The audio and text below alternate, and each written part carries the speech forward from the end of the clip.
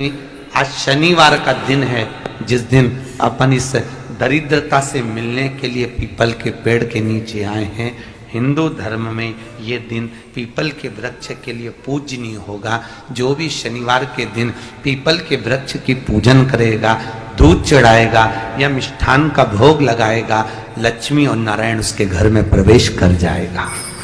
लक्ष्मी और नारायण उसके घर में प्रवेश करेगा। पुराण की कथा कह रही है कि दुनिया के सारे तीर्थ नहीं जा सकते, पृथ्वी की सारी नदियों में स्नान नहीं कर सकते, पवित्र नदियों में आप स्नान नहीं कर सकते, या किसी भी तीर्थ में जाकर एक रात्रि भी विश्राम नहीं कर सकते, या हमने जिंदगी में कोई दान करा ना करा, कोई पुण्य करा ना करा, कोई सत्कर्म करा ना करा, कोई शास्त्र पढ़ा ना पढ़ा, कोई शास्त्र सुना ना सुना, उसके बाद भी शिव महापुराण की कथा कहती है कि एक दिन में अगर मात्र एक बार भी आप शंकर के शिवालय में प्रवेश कर गए या मंदिर में प्रवेश कर गए तो सारे तीर्थ, सारी नदियां, सारे सरोवर, सारी बावड़ी, सारे तालाब, सारे कुंड के स्नान का पुण्य, दान का पुण्य प्राप्त हो जाता है। केवल शिव तत्व को प्राप्त कर लेने। शिव महापुराण की कथा कह रही है कि घर में जो दिया होता है वो दीपक भी कोई साधारण नहीं होता, उस दीपक की भी महत्वता है, उस दीपक का भी वर्णन है। महाराज एक बात और बहुत अच्छे से सुनिएगा, शायद आपकी जिंदगी को सवार हो, शायद आपके जीवन को सवार। मेरी जीजियों, मेरे जीजाओं, मेरी बेटियों, बेटाओं, कभी मौका लगे शंकर भगवान के शिवलिंग के पास में आप बैठे हैं। यहां तक शास्त्र कहता है कि घर में अगर किसी को बहुत तेज बुखार आ गया है, बहुत तेज बुखार, और बच्चा उस बुखार में तप रहा है, बहुत तप रहा है, महाराज तुम जिस दिए में भगवान की आरती उतारते हो, जिस दिए से तुम भगवान की पूजन करते हो, कभी मौका लगे और आप पूजन करने के लिए गए,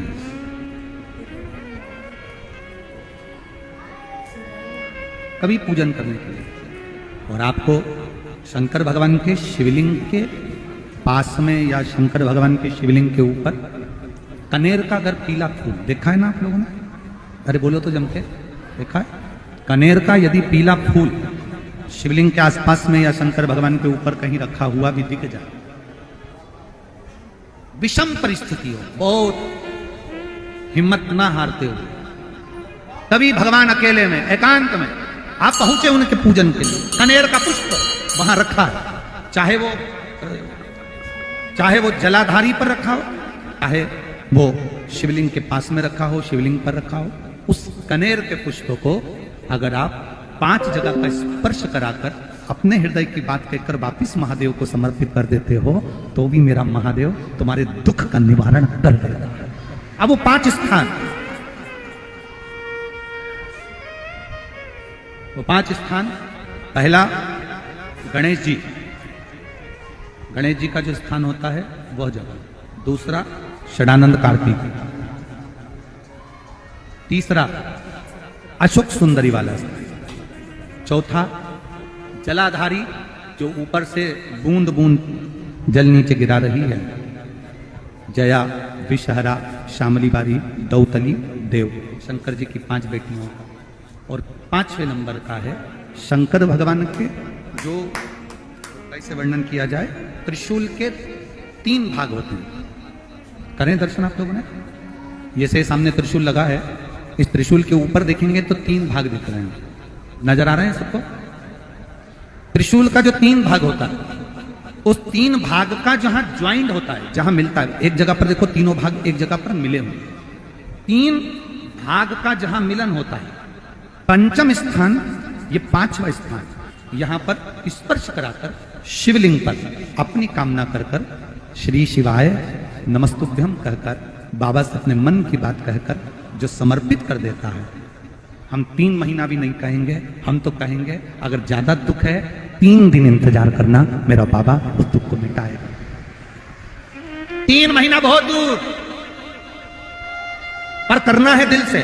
और कई तरह के दीपक होते हैं, दीपक का भी विधान वर्णन किया गया, उस दिए का भी वर्णन किया गया। यहां तक शास्त्र कहता है कि घर में अगर किसी को बहुत तेज बुखार आ गया है, बहुत तेज बुखार, और बच्चा उस बुखार में तप रहा है, बहुत तप रहा है, मारा, तुम जिस दिए में भगवान की आरती उतारते हो, जिस दिए से तुम भगवान की पूजन करते हो, उस दिए की बत्ती को नीचे डाल दीजिए और उस दिए को पानी की बाल्टी में धो दीजिए। कौन सी बाल्टी में? जिस बाल्टी के पानी से आप बच्चे को स्नान करा सको। मारा, केवल भगवान पर से ले जाकर, पास में से ले जाकर उस बाल्टी में थोड़ी देर डाल दो और उस बाल्टी के पानी से उस बच्चे को स्नान करा दीजिए।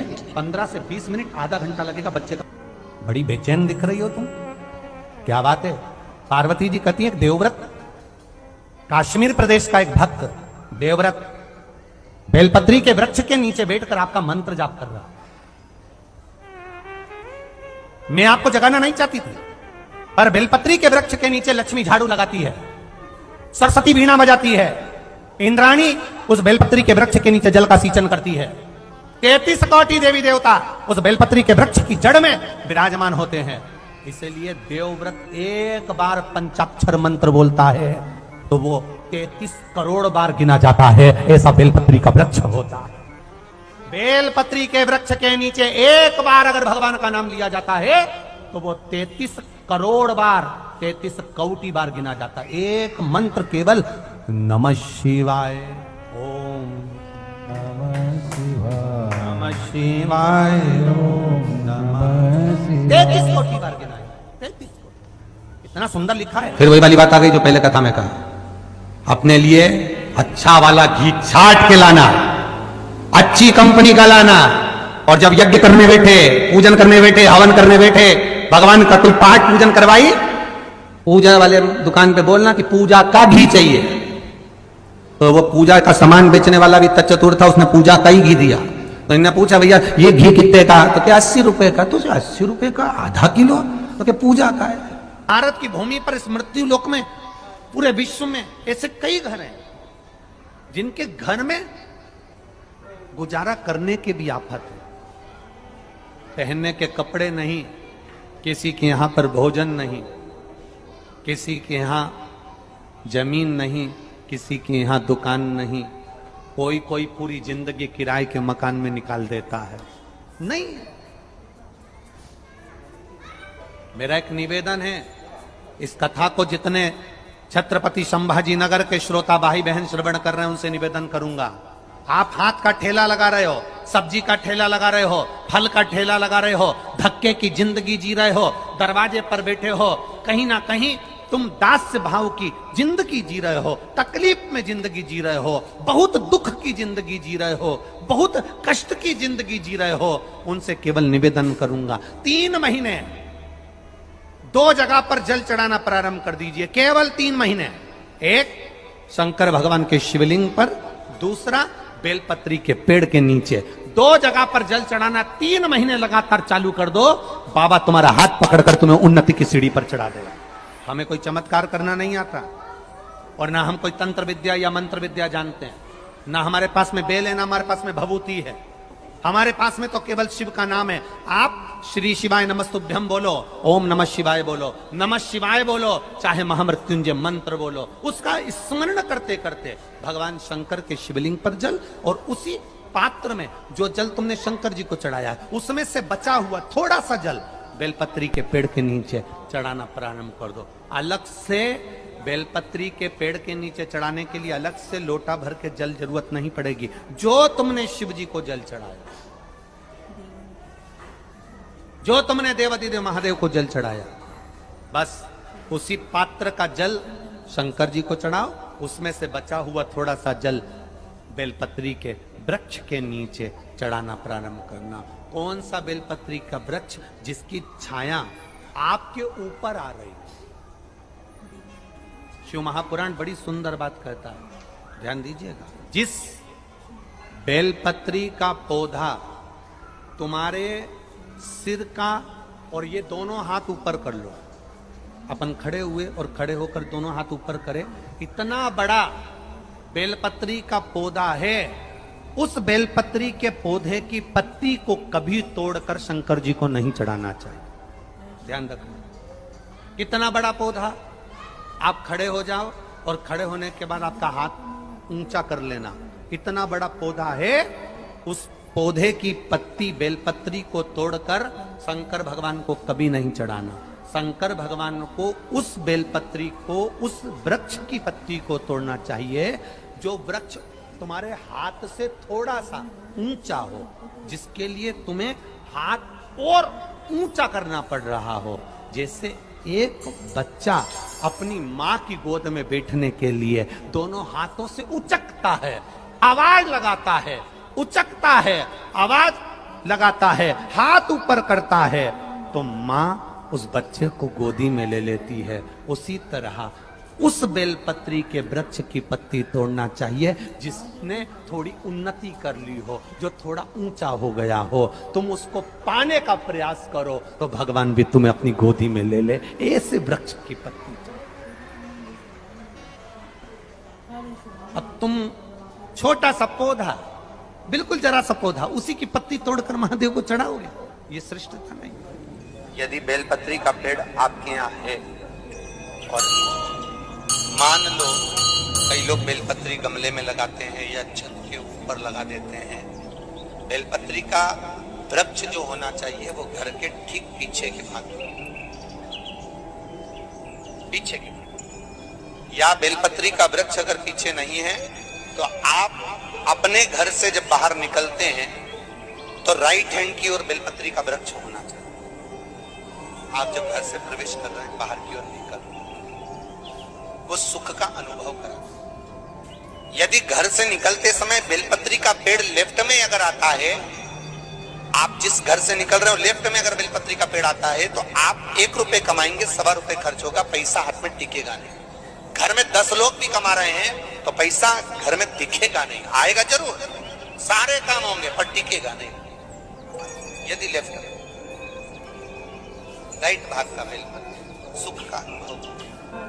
बेलपत्री का वृक्ष घर में लगाओ तो घर के पीछे के हिस्से में लगाना चाहिए, और ऐसी जगह नहीं लगाना कि जहां पर बेलपत्र में गंदा पानी जाए या कोई गंदी वस्तु उसके नीचे पड़े। 33 करोड़ देवी देवता बेलपत्री के पेड़ के नीचे सोमवार के दिन, कोई रविवार के दिन, कोई मंगलवार, कोई बुधवार, कोई गुरुवार, कोई शुक्रवार, कोई शनिवार के दिन बेलपत्री के नीचे आकर 33 करोड़ देवी देवता हो तप करते हैं, साधना करते हैं। बेलपत्री के पेड़ का बड़ा प्रमाण है। एक बेलपत्री ऐसी होती है जो कि शंकर पर अगर चढ़ी हुई है तो वापिस उतार कर धोकर फिर शिव को चढ़ा सकते। किसी व्यक्ति से कोई काम करवाना है, वो काम नहीं कर रहा, कोई फाइल आगे नहीं बढ़ रही है, कोई कार्य अटक रहा है, या फिर कहीं रुपया पैसा अटक गया हो, नहीं निकल रहा हो, तो एक जल के पात्र में जल भरकर 5 बेलपत्री शिव जी को समर्पित कर कुंदकेश्वर महादेव का नाम लेकर एक सफेद पुष्प बेलपत्री के ऊपर जो शिव जी को चढ़ाई है उस पर समर्पित कर जल जो लेकर गए हो, अपनी उस कामना को कर कि मेरा ये कार्य अटक रहा है, ये कार्य नहीं हो रहा, कुंदकेश्वर महादेव का नाम लेकर धीरे धीरे जल की धार चढ़ाइए। और एक बात हमेशा याद रखना, फिर निवेदन कर रहे हैं, अच्छे से समझ लेना, शंकर जी पर जब जल चढ़ता है, शिव जी का जब अभिषेक होता है, शंकर जी पर जब जल चढ़ाया जाता है, दूध चढ़ाओ, जल चढ़ाओ, कुछ भी चढ़ाओ, पर एक बात का स्मरण अपने जीवन में होना कि इतने ऊपर से मत चढ़ाना कि जल चढ़े और छींटे आपके ऊपर। बहुत ध्यान दीजिएगा। हाँ, तो यहां तक वर्णन करा गया है कि शंकर जी का जल चढ़ा हुआ जहां से बहकर जाता है ना, उसको लांगा तक नहीं जाता। यहाँ लांगते हैं क्या? नहीं ना, परिक्रमा भी करेंगे तो वहीं से लौट कर वापिस इधर जाएंगे। शिव जी का जहां से जल बहकर जा रहा हो, चढ़ा हुआ जल जहां से बहकर जा रहा हो, उसको लांगा तक नहीं जाता। और कई लोग बड़े बड़े आनंद में शंकर जी पे इतनी ऊपर से जल चढ़ाएंगे तो वो छींटे पूरे अपने ऊपर आना चाहिए, शरीर पर आना चाहिए। नहीं नहीं, उसका दोष है हमारा, उसका दोष है।